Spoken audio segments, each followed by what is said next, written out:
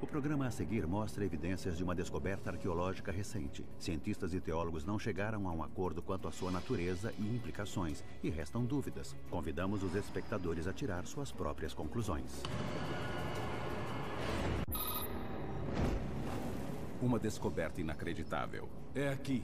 Com certeza é aqui. Uma afirmação surpreendente. O sepulcro de Jesus foi encontrado.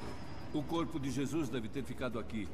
Uma controvérsia sem precedentes. Quite frankly, give me a call when somebody's got the real evidence on something like this. Será que a tecnologia do século XXI é capaz de fornecer esta evidência? Estamos aumentando os limites da arqueologia.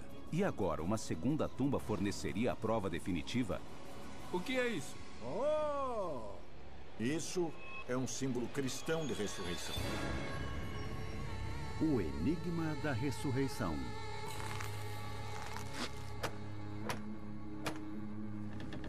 É uma das imagens mais icônicas do cristianismo.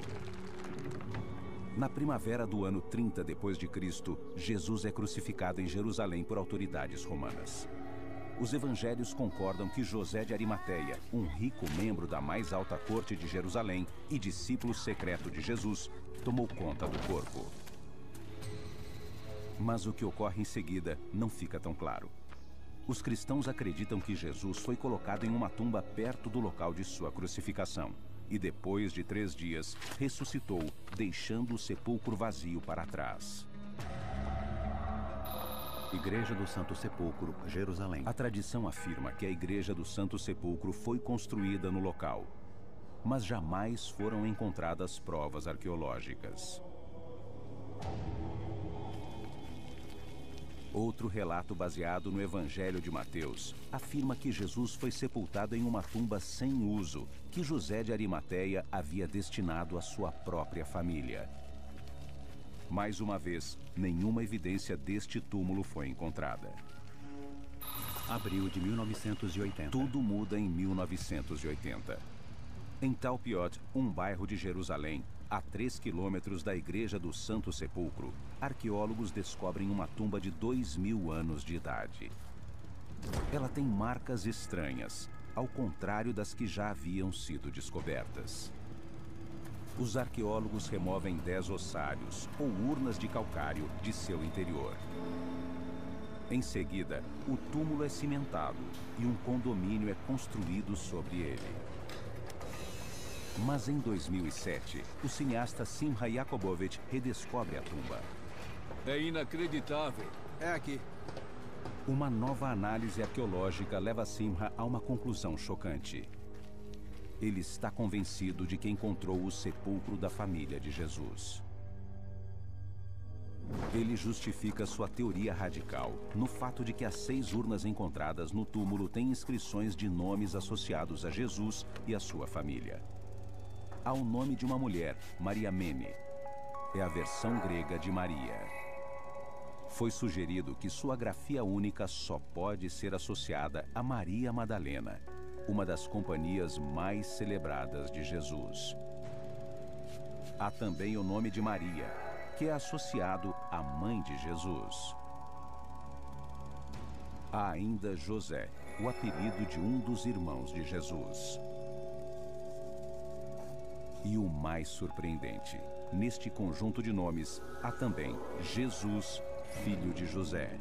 Apesar de as implicações serem chocantes, alguns estudiosos aceitam esta possibilidade. As tumbas ao redor de Jerusalém estão sendo lentamente reveladas e, em alguns casos, destruídas. E não é tão improvável que uma equipe de construção tenha encontrado o sepulcro de Jesus.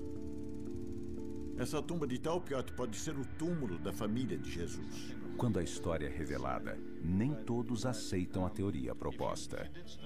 This is front page news. It's on all the evening broadcasts. This is very much the talk of Jerusalem. For me, it represents the worst kind of biblical archaeology. I don't see the evidence for it anywhere. I'm going to base my beliefs on the scriptures, which hold together far better than the kind of farcical documentary we're talking about here. Enquanto a polêmica aumenta, Simcha e sua equipe concentram-se em outro sítio arqueológico. Ele espera que o local forneça evidências adicionais para apoiar suas alegações. é um segundo túmulo, localizado a menos de 60 metros do suposto sepulcro de Jesus. Acho que é a tumba. É para lá que nós vamos. É perfeito. Este túmulo foi descoberto em 1981, quando perfurações em uma obra o expuseram acidentalmente. Arqueólogos entraram na tumba através de um buraco no teto, fizeram algumas anotações e esboçaram o mapa da caverna mortuária. Grupos religiosos ortodoxos que acreditam que qualquer intromissão perturba os mortos forçaram os arqueólogos a sair do sepulcro. Mas antes, eles tiraram estas fotos em preto e branco, encontradas recentemente. A tumba foi fechada. Com propósitos religiosos, um cano foi instalado em seu teto. Em 2009, foi jogado cimento pelo cano, impedindo o acesso à tumba. Mas ele ainda serve para sinalizar que o túmulo está em algum lugar abaixo deste condomínio de apartamentos. Simha e sua equipe acreditam que esta segunda tumba possa pertencer a alguns dos primeiros discípulos de Jesus, até mesmo a José de Arimateia. Os dois sepulcros foram encontrados em um monte, separados das outras cavernas mortuárias da região. Parece que eles estão localizados na propriedade de um homem rico do século I, que teria uma prensa para a produção de vinho e um local para banhos rituais. E há pistas de que este monte de Talpiot era uma espécie de centro do poder político e religioso. Aqui atrás temos o Heródion, que é a tumba de Herodes, considerado o rei dos judeus. E quando eu me viro para cá, temos o Templo de Jerusalém. E atrás de mim, temos um monte do Mau Conselho, que tradicionalmente é o local onde os sacerdotes se reuniram para condenar Jesus. Então nós temos que pensar que essa localização pode ter algum significado maior do que só um túmulo foi encontrado em Talpiot, num condomínio, para se ter um significado estratégico. Simha começa a se convencer de que o atual bairro de Talpiot é a propriedade de José de Arimateia. Além disso, em hebraico, Arimateia significa 2 montes. E esta área de Talpiot ainda é marcada por 2 montes. Se Simha encontrar evidências de que esta segunda sepultura pertence a José de Arimateia, seria um grande passo para sustentar sua afirmação original, de que a 60 metros de distância está o sepulcro da família de Jesus. O primeiro desafio é chegar à tumba, que está debaixo deste prédio. Podemos engatinhar por aqui. Entendi. Mas antes de a busca ser iniciada, caos. O Haredi é um grupo judeu ultra-ortodoxo e não quer que os mortos sejam perturbados.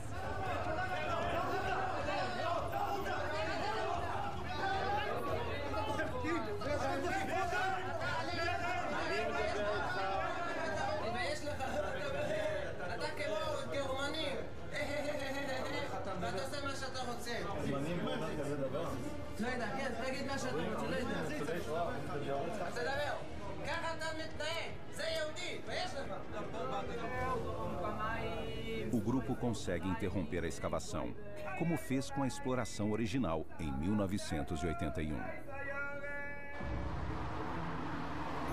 Simha e o produtor Felix Golubev vão até o Centro de Vida Haredi para encontrar o rabino responsável pelos ativistas que interromperam a investigação. Eles precisam chegar com um certo ar conciliatório. Após horas de negociações a portas fechadas, o rabino Haredi concedeu exploração limitada à tumba, contanto que Simha e Felix sempre avisem o que pretendem fazer e nunca encostem nos ossos dos mortos. Com o problema resolvido, Felix consegue o mapa desenhado quando a sepultura foi descoberta em 1981. Eles sabem que o mapa não é 100% preciso e não têm certeza do ponto de localização exato da tumba abaixo do condomínio. Mas ela não pode estar muito longe do cano que foi instalado. Que bom. Eles estão convencidos de que pelo menos uma parte do sepulcro está abaixo deste corredor.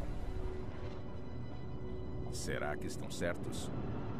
Eles sabem exatamente como descobrir. Com um radar de penetração no solo. O aparelho envia um sinal de radar abaixo da superfície, detectando materiais incomuns, ou neste caso, um vácuo. O equipamento escaneia o corredor inteiro, procurando por espaços incomuns entre os pisos. Os cálculos de Félix os levam a um pequeno canto. É o meu canto mágico. Viu alguma coisa? Tem alguma coisa aqui. Dá pra ver aqui a beira do buraco. Tá, mas resumindo, o Félix acertou o lugar pra gente colocar a... Sonda. A sonda, isso. Sim, acertou. Tem uma área que fica uns 60 centímetros junto à parede. E depois 40 centímetros longe da parede. E então... Félix acredita que a única entrada da sepultura seria um espaço não muito maior do que uma folha de papel. Eles podem ter encontrado o sepulcro. Agora, precisam achar uma maneira de acessá-lo. Jerusalém. Usando um radar de penetração no solo, Simha, Félix e sua equipe localizaram uma tumba do século I depois de Cristo, debaixo de um prédio de Jerusalém. Mas eles ainda não sabem como acessá-la. Temos que achar um jeito de entrar. Vamos responder. Juntaram-se à equipe o historiador James Tabor e o arqueólogo Rami Arav, que não estavam envolvidos com a investigação do sepulcro da família de Jesus. Eles receberam permissões especiais para explorar a sepultura. A ideia é cavar aqui nesse canto. Então... Devido a um compromisso firmado com ativistas religiosos, eles precisam encontrar um meio de explorar a tumba sem entrar nela. Toronto, Canadá. A solução pode estar neste pequeno depósito no Canadá. A equipe solicitou a ajuda de Walter Klassen, um lendário construtor de animatrônicos e de plataformas com câmeras robóticas para televisão e cinema. Fazemos todos os softwares, os eletrônicos, a maquinaria, é tudo feito aqui. O desafio de Walter é construir um braço robótico munido de uma câmera que seja capaz de passar por uma pequena abertura. O dispositivo também deve ser manobrável o bastante para que a equipe consiga documentar cada centímetro da sepultura e de seus ossários. Pedi para um arquiteto desenhar essa planta com o esboço da tumba sobreposto no desenho. Félix tem alguma ideia das dimensões do sepulcro.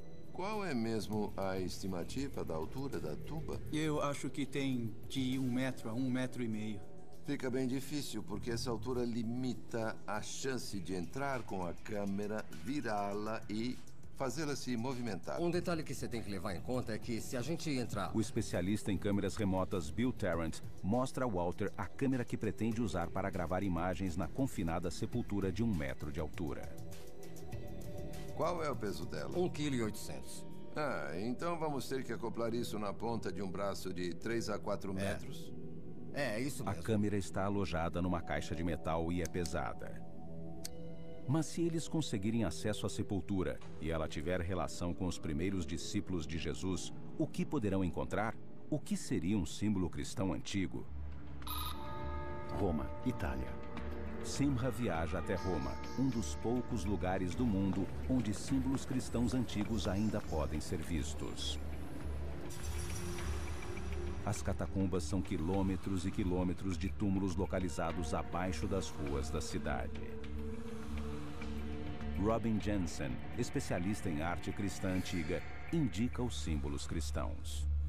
Nesse lugar, especificamente nessa catacumba, esse seria um dos símbolos mais antigos. De que época ele é? Não pode ser mais antigo do que o século IV. Aqui vemos 3 dos símbolos cristãos mais antigos. O Chi-Rho, as 2 primeiras letras gregas da palavra Christus. A âncora, um símbolo de fé. E um peixe com escamas e guelras, o símbolo de Cristo. Mas a imagem bíblica mais popular nas catacumbas é Jonas e a baleia. Nossa! Esse aqui é o Jonas. Jonas é cristão? Sem dúvida. Essa história é muito importante para a arte funerária, principalmente, e é a mais popular. Por que é a mais popular? Porque conta uma história de morte e ressurreição. Jonas, assim como Jesus, morreu. Mas ressuscitou quando foi regurgitado. Foi cuspido. Ou cuspido. E isso até no Novo Testamento é um sinal da morte e ressurreição de Jesus. Então, quando vemos Jonas sendo cuspido, é um símbolo cristão essencial. Até o meio do século IV.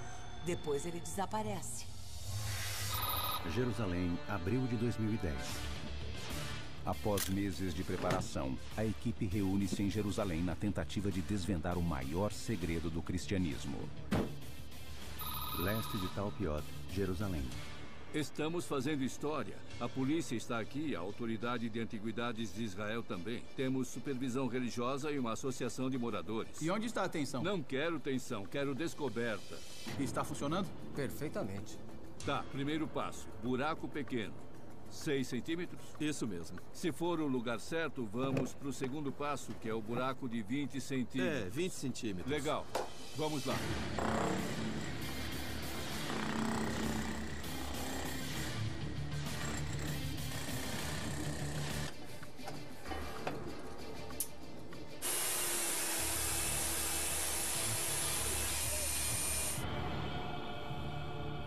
metro e 65. É, 1,65. A equipe já perfurou 60 centímetros a mais do que os cálculos sugerem. É muito.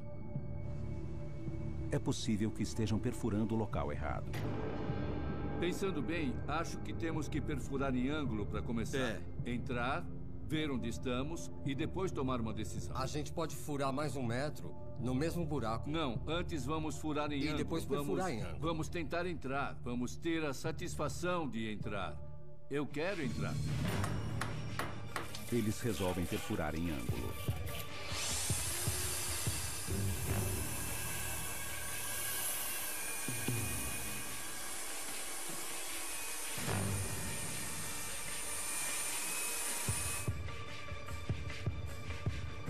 Já entrei! Após anos de muito esforço e pesquisa, este é o momento pelo qual esperavam. Estou vendo o fundo nitidamente. Ótimo. Ei, estamos bem onde você falou que seria. É? Tinha 100% de razão.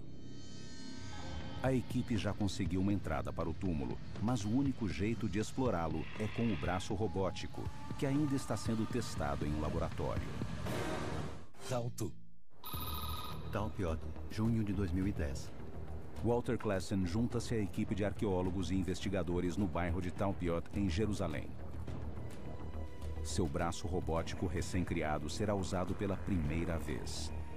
Ele foi projetado por encomenda para explorar uma tumba antiga localizada abaixo de seus pés. Uma tumba que o cineasta Simha Yakubovich acredita ser de José de Arimateia, o homem que sepultou Jesus. Intencionalmente, o braço conta com pouca tecnologia. Alavancas simples controlam seus movimentos. O ar comprimido é injetado no sistema por meio de mangueiras de borracha que marcam todos os comandos. A equipe está a poucos momentos de finalmente revelar os segredos da sepultura. Ótimo, excelente, olha só. 2 buracos de acesso serão usados. Uma câmera menor é colocada em um deles e baixada na tumba primeiro. Ela será apontada para o braço robótico para ajudar Walter e Bill a comandar seus movimentos dentro da sepultura. Bom, tá tudo pronto? Tudo pronto. Vamos lá. Pessoal, é a hora da verdade. O braço articulado superleve, que pode ser desdobrado e chegar a 3 metros, está pronto para ser baixado. Preciso que alguém puxe do outro lado. Todos ajudam a manobrar o braço no cano de 20 centímetros de diâmetro. Continuem segurando enquanto baixam. Eu tô me sentindo um piloto, sabia? Pronto, temos uma imagem. O especialista em câmeras Bill Tarrant posiciona a câmera e ajusta as lentes.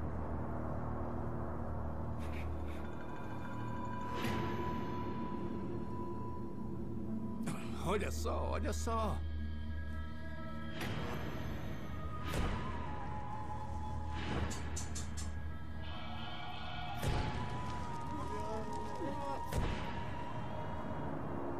Eles conseguem ver nichos esculpidos nas paredes de calcário.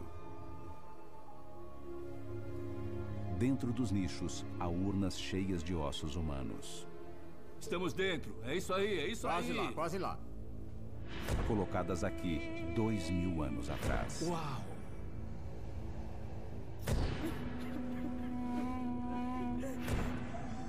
O braço robótico mostra que há 9 compartimentos funerários nesta sepultura. 4 deles possuem ossários. Eles começam com o nicho que está mais próximo à porta.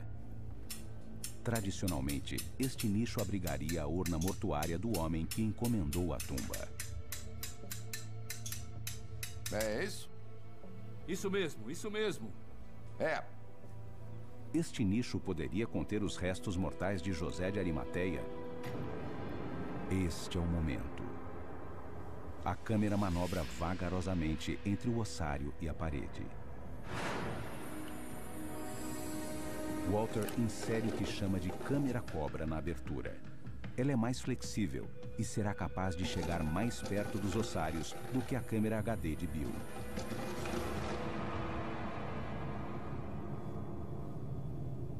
Eles procuram por um nome ou um símbolo. Olha só isso. É bem ornado e condiz com uma pessoa rica. 2 rosetas circulares, típicas de ossários, são claramente visíveis. A maioria dos estudiosos acredita que elas simplesmente são decorações, mas outros creem que elas têm um significado ainda não decifrado. A equipe também identifica um elemento esculpido entre as rosetas. Os estudiosos o chamam de nefesh, ou pilar. Como a palavra hebraica para pilar e elevação é a mesma, pode ser uma referência simbólica à vida após a morte. Eles continuam vasculhando a urna por todos os lados, procurando novos símbolos ou alguma inscrição, mas não encontram mais nada. A equipe move a câmera para o segundo dos 4 nichos a serem explorados. Este contém 3 ossários. Walter, dá para baixar mais um pouco? Claro. E retrair um pouco. Tá, retraindo. As tampas têm inscrições. Está vendo alguma coisa? Não. As inscrições não são monumentais, não são uma coisa que alguém esculpiu elaboradamente, como aquelas rosetas. São etiquetas. São etiquetas. Sabe, essa é a urna do tio e essa é a da vovó, só para lembrar qual é de quem. E é quase como grafite às vezes. Então nós temos que ser sistemáticos e cuidadosos para não dar um zoom esperando ver uma inscrição enorme e encontrar só um pequeno grafite. Entendi. Pode baixar? Posso sim. Essa é legal. Quando reposicionam... Eu não sei. Espera. Uma descoberta. M-A-R-A. Aramaico? Não, é grego. Onde está vendo? M-A-R-A. A equipe já se deparou com este nome antes, no suposto sepulcro da família de Jesus, a poucos metros de onde estão. Lá, uma das urnas foi identificada com o nome Maria Mene Mara. Maria Mene é uma grafia grega específica para Maria, encontrada apenas em 2 textos antigos, ambos associados a Maria Madalena. Mara parece ser um título que a designaria como uma espécie de lorde ou apóstolo feminino, ou uma lady. É possível que para os primeiros discípulos, Jesus e Maria Madalena fossem vistos como um lorde e uma lady?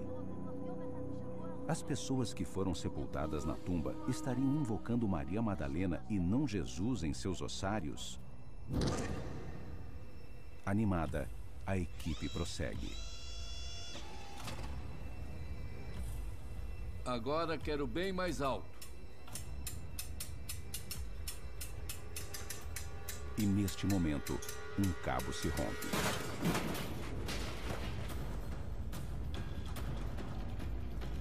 A câmera e o braço robótico estão presos. E não há como a equipe retirá-los. O cabo rompeu, o braço entortou. É a pior hipótese possível. Tá, foi o cabo de movimento que quebrou? É, o que sobe e desce. O que sobe e desce. Para o projetista Walter Klassen, é um pesadelo. Por favor, deixa eu pensar no que fazer. Eu não consigo falar.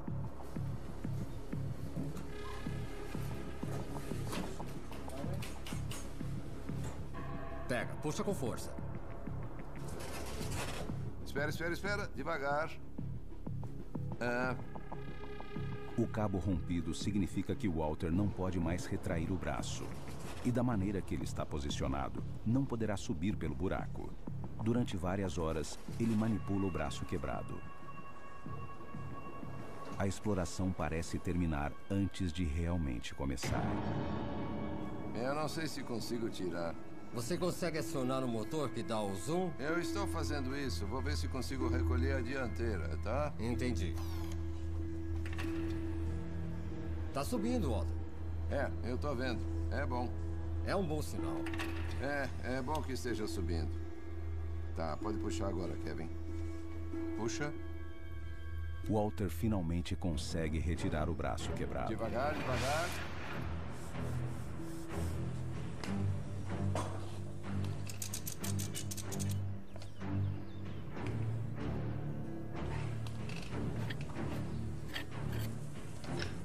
Só um minuto. Depois de 2 horas de conserto, o braço robótico é reparado e volta ao jogo. Agora ele é posicionado para explorar o terceiro nicho, que contém um único ossário. Não há nenhum símbolo na urna, mas o nicho possui algo mais. Muitos ossos humanos.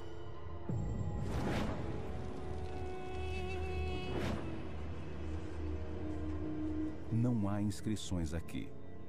E nem pista de José de Arimateia ou de outro personagem ligado a Jesus. A equipe está ficando sem opções, ossários e nichos. Chega a hora de explorar o último compartimento e as 2 últimas urnas.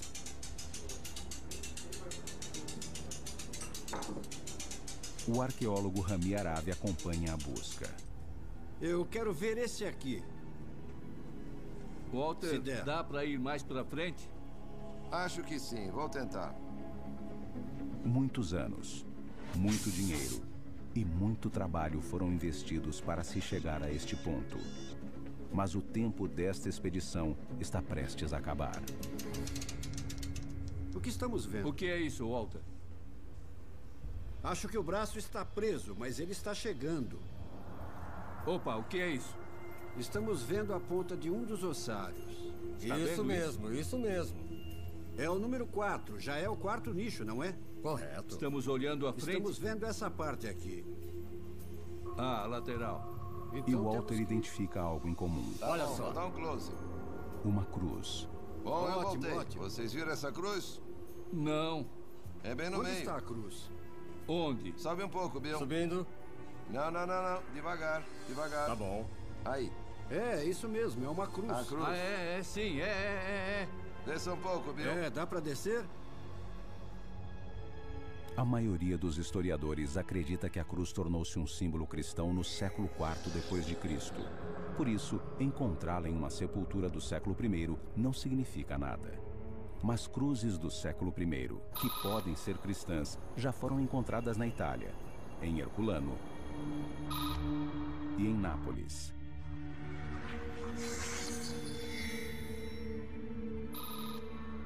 E pelo próprio Rami Aravi em uma escavação na Galileia. Se a cruz já era um símbolo cristão no século I, a equipe acaba de descobrir a cruz mais antiga já encontrada, relacionada a Jesus. Em ossários não deve ter nada feito só para decoração. A coisa toda é simbólica. Toda a urna é simbólica. Leste de Talpiot, Jerusalém. A equipe já explorou 3 dos 4 nichos com ossários. Até agora, eles examinaram 5 das 7 urnas. A esperança é encontrar inscrições ou símbolos que possam lançar luz no suposto sepulcro da família de Jesus, a apenas 60 metros de distância. Acho que estamos indo bem. Nós achamos um pilar que pode ser uma referência ao pós-morte. Achamos uma cruz que eu acho que é cristã e uma inscrição do nome Mara, que também está na outra tumba e pode ser lida como Lady. Mas eu não acho que isso traz uma ligação conclusiva com a tumba de Jesus achada aqui. Temos que encontrar mais. No último nicho, a equipe continua analisando o ossário com a cruz gravada e a urna próxima. Tá, pode voltar. O controle está com você. O trabalho é minucioso e metódico. Dá para ver no monitor onde você está. E, de repente, é recompensado. Estou vendo uma coisa. Na urna de trás está meio bloqueada pelo ossário da frente. Olha. O que é isso? Aí. Nossa.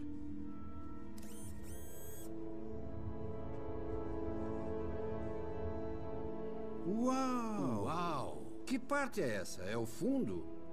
Isso é o topo. E tem essa bola aqui na base. É uma bola mesmo. Deixa só eu me orientar. Pode ver sua localização no monitor. Olha só. Então, para aí. Uau! Olha só. Olha isso aqui. Que incrível. É um Nefesh. Não. Rami consegue analisar a imagem e acha que pode ser outro exemplo de um Nefesh, ou pilar, como o outro encontrado no primeiro nicho. Pessoal, não é um pilar. Com certeza é outra coisa. Nunca vi nada igual a isso. Melhorou. Nem sei o que parece. O que você fez? Podem ser as alças. Voltando. Olha aqui. Vai aqui bem devagar. E então, uma revelação. É um peixe. Ah, é claro. Isso aqui é a cauda. Parece uma baleia. Olha, é uma baleia. É o Jonas. Sim. Meu Deus. É a cabeça do Jonas. A baleia com a cabeça cuspindo o Jonas. É a cabeça tá do vendo? Jonas. 2 pernas, 2 braços e a cabeça. Isso. É a baleia cuspindo o Jonas. Que coisa mais fabulosa. E isso é um símbolo cristão de ressurreição. A equipe está convencida de que está diante de um grande peixe cuspindo Jonas. Ao contrário dos cristãos posteriores de Roma, que representavam o peixe de Jonas como um dragão do mar, os primeiros discípulos de Jesus eram judeus. Como consequência, o peixe aqui representado é comestível, é kosher, já que tem escamas e nadadeiras. De acordo com o livro bíblico de Jonas, quando ele foi cuspido, sua cabeça estava coberta por algas marinhas.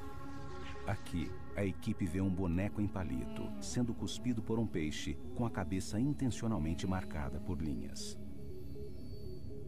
Ao longo das laterais deste ossário, há pequenos peixes nadando no mar. A imagem é singular.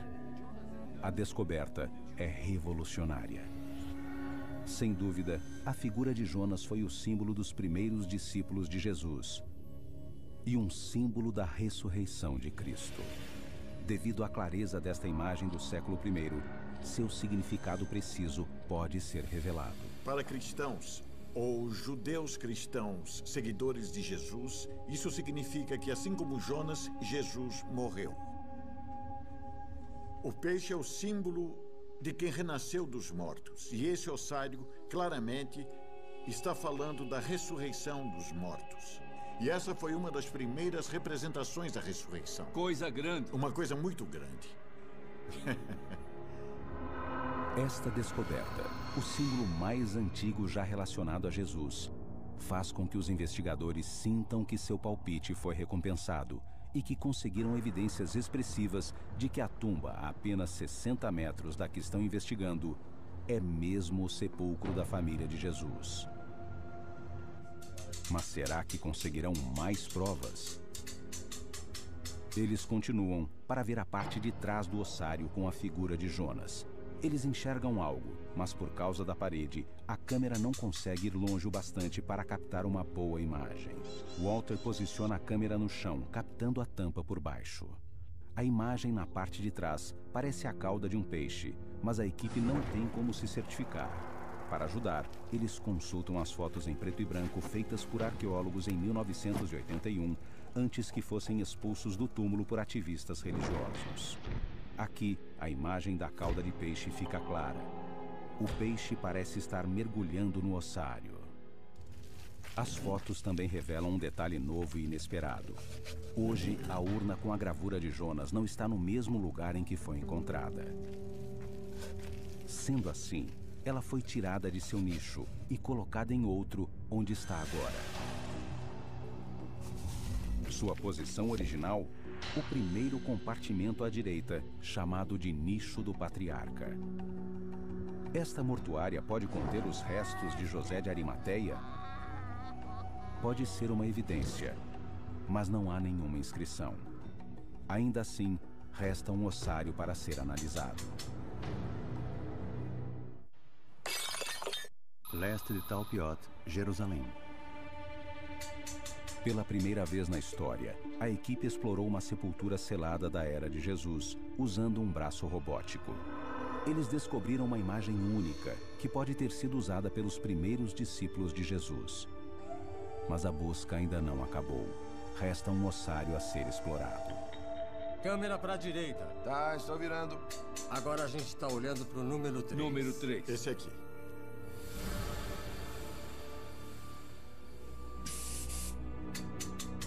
Quando a câmera se aproxima do último ossário, a equipe sente como se um raio tivesse caído 2 vezes no mesmo lugar. Espera, para. É uma escrita.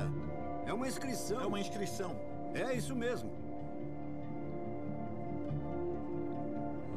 Tem um ômega, tem um D, um C, delta, eta.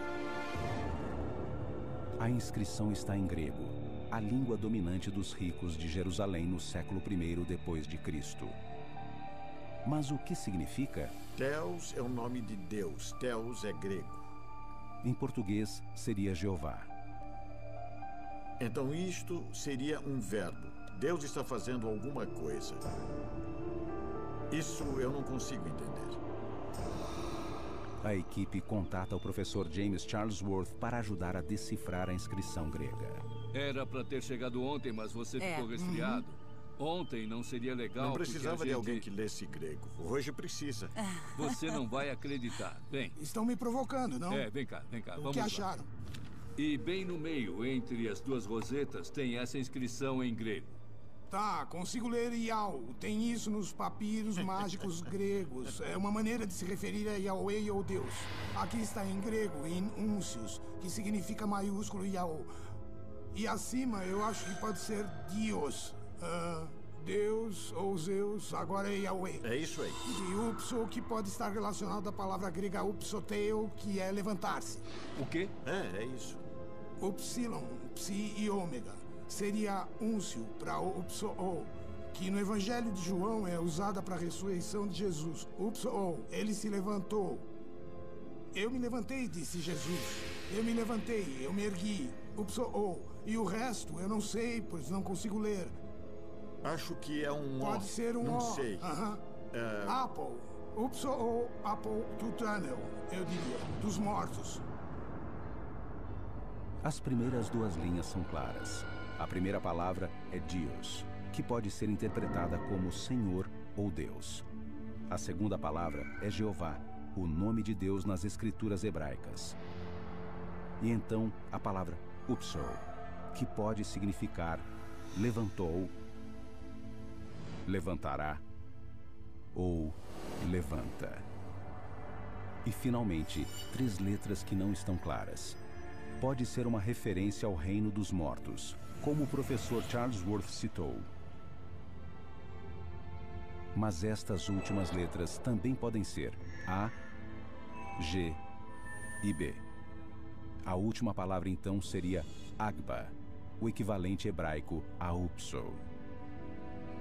Neste caso, a inscrição seria translinear: grego, hebraico, grego e hebraico, que pode ser lido como Deus, Jeová, levante, levante.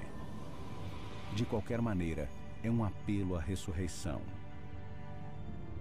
Mas há outra leitura possível. Há uma palavra que não deveria estar aqui: Jeová. No século I, os judeus dominantes jamais escreveriam o sagrado nome de Deus em um ossário. Seria uma heresia. Mas alguns discípulos de Jesus, acreditando que ele fosse Deus encarnado, o chamavam pelo sagrado nome de Deus, Jeová. Neste caso, a inscrição pode ser interpretada como Senhor Jesus, levante-se, levante-se.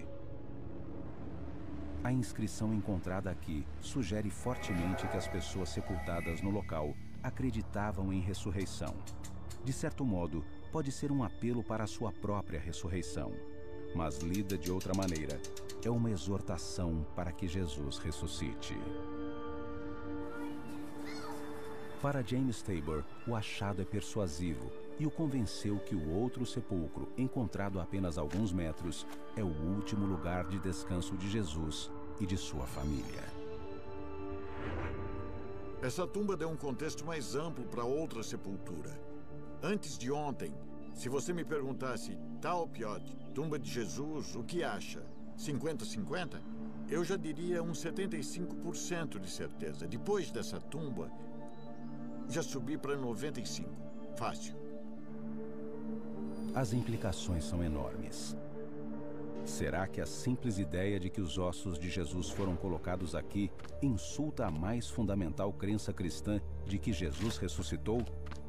Não, segundo o professor Charles Worth. O significado que vimos pela primeira vez e qualquer pessoa viu em 2000 anos é que temos uma baleia com a boca fechada e não temos uma baleia engolindo alguém e do interior dessa boca está saindo um ser humano. O símbolo aqui em Jerusalém, onde Jesus foi crucificado, perto daqui, representa a crença de que Jesus se levantou. E isso décadas depois da morte de Jesus. Eu acredito que essa tumba pode ser o sepulcro de Jesus. E as pessoas não precisam abrir mão da fé na ressurreição. Vou explicar por quê. Os primeiros cristãos tinham uma visão diferente de ressurreição do que as pessoas têm hoje. Eles não pensavam em um cadáver ressuscitado. Eles imaginavam que Jesus tinha se elevado aos céus. E o que achamos nessa tumba, a menos de 60 metros do sepulcro de Jesus, é evidência disso. Pura evidência arqueológica. Estão celebrando sua ressurreição. Do jeito que interpretamos, é a compreensão deles de que Jesus se elevou. Ele alcançou o céu. E não necessariamente seus ossos foram para o céu. Os ossos ficam para trás. É como uma roupa velha que trocamos e aí pomos roupa nova. A missão parece concluída. A equipe encontrou José de Arimateia? Eles não têm certeza, mas podem afirmar que há um conjunto de nomes que já consideravam convincentes. Acabaram de adicionar os dados arqueológicos que identificaram como uma imagem de Jonas, uma cruz, a inscrição do nome Mara e a primeira frase ligada à ressurreição. Com base nestas descobertas, a equipe acredita que existem motivos fortes para concluir que Talpiot, em Jerusalém, é o último local de descanso dos primeiros discípulos de Jesus, da maior parte de sua família e do próprio Jesus de Nazaré. Agora, cabe aos estudiosos analisar as evidências. Uma coisa é certa, o debate está apenas começando. Versão brasileira, Vox Mundi.